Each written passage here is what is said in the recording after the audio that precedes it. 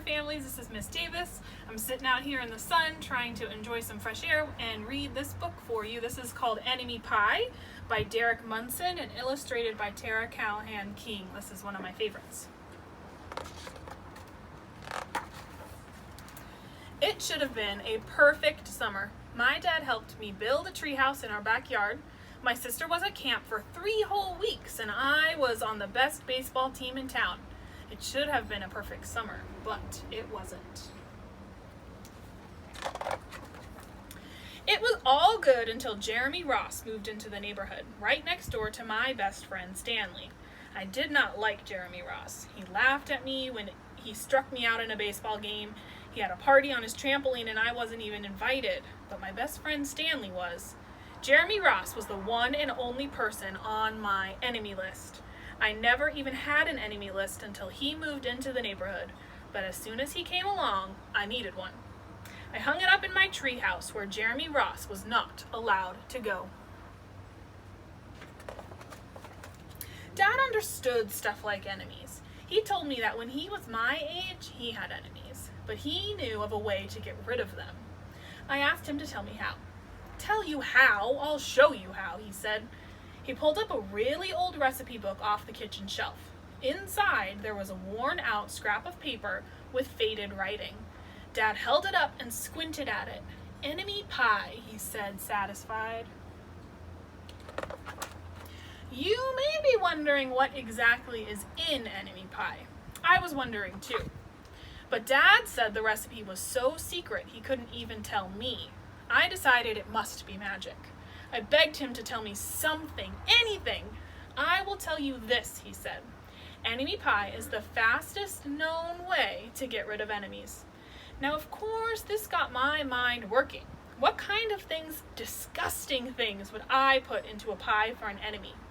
I brought Dad some weeds from the garden, but he just shook his head. I brought him earthworms and rocks, but he didn't need those. I gave him the gum I'd been chewing on all morning. He gave it right back to me.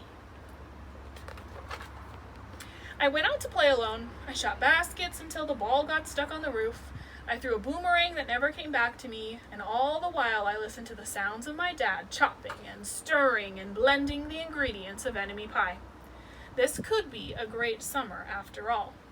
Enemy pie was going to be awful. I tried to imagine how horrible it must smell, or worse yet, what it would look like.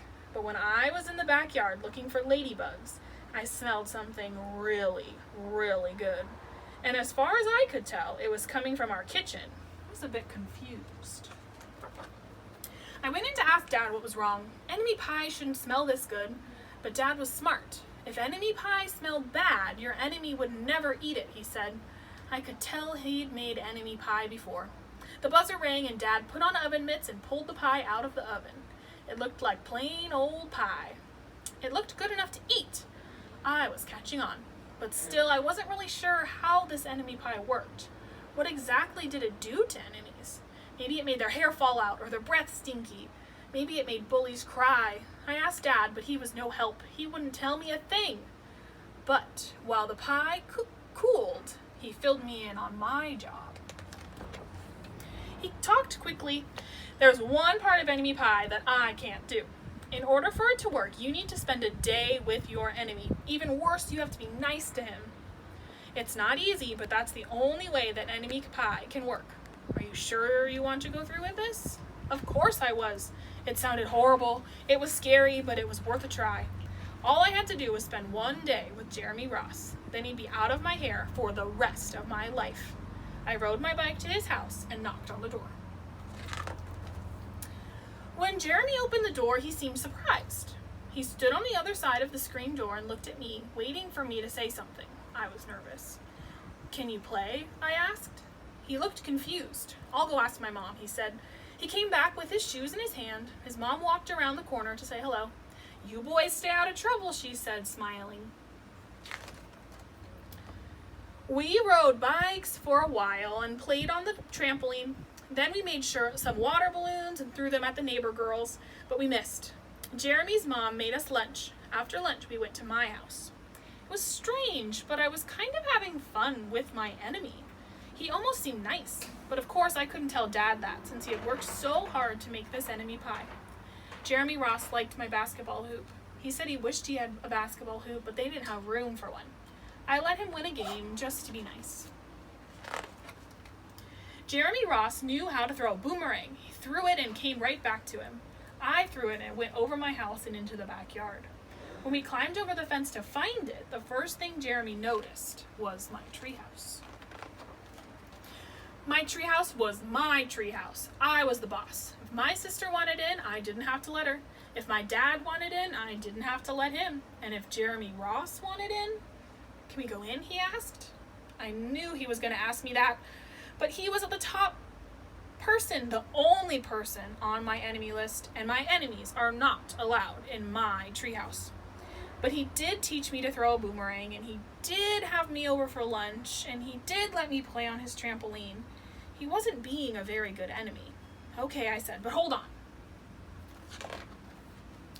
I climbed up ahead of him and tore the enemy list off the wall. I had a checkerboard and some cards in the treehouse, and we played games until my dad called us down for dinner. We pretended we didn't hear him, but when he came out to get us, we tried to hide from him, but somehow he found us. Dad made us macaroni and cheese for dinner, my favorite. It was Jeremy's favorite too. Maybe Jeremy Ross wasn't so bad after all. I was beginning to think that maybe we should just forget about enemy pie. But sure enough, after dinner, Dad brought out the pie. I watched as he cut the pie into 8 thick slices. "Dad," I said, "it sure is nice having a new friend around the neighborhood." I was trying to get his attention and trying to tell him that Jeremy Ross was no longer my enemy, but Dad only smiled and nodded. I think he thought I was just pretending. Dad dished up 3 plates side by side with big pieces of pie and giant scoops of ice cream. He passed one to me and one to Jeremy. "Wow," Jeremy said, looking at the pie. "My dad never makes pie like this." It was at this point that I panicked. I didn't want Jeremy to eat enemy pie. He was my friend. I couldn't let him eat it. "Jeremy, don't eat it. It's bad pie. I think it's poisonous or something." Jeremy's fork stopped before reaching his mouth. He crumpled his eyebrows and looked at me funny. I felt relieved. Oh, I had saved his life. I was a hero. "If it's so bad," Jeremy asked, "then why has your dad already eaten half of it?" I turned to look at my dad. Sure enough, he was eating enemy pie. "Good stuff," he mumbled through a mouthful, and that was all he said. I sat there watching him eat enemy pie for a few seconds. Dad was laughing, Jeremy was happily eating, and neither of them was losing any hair. It seemed safe enough, so I took a tiny taste. Enemy pie was delicious. After dessert, Jeremy rode his bike home, and not before inviting me over to play on his trampoline in the morning. He said he'd teach me how to flip.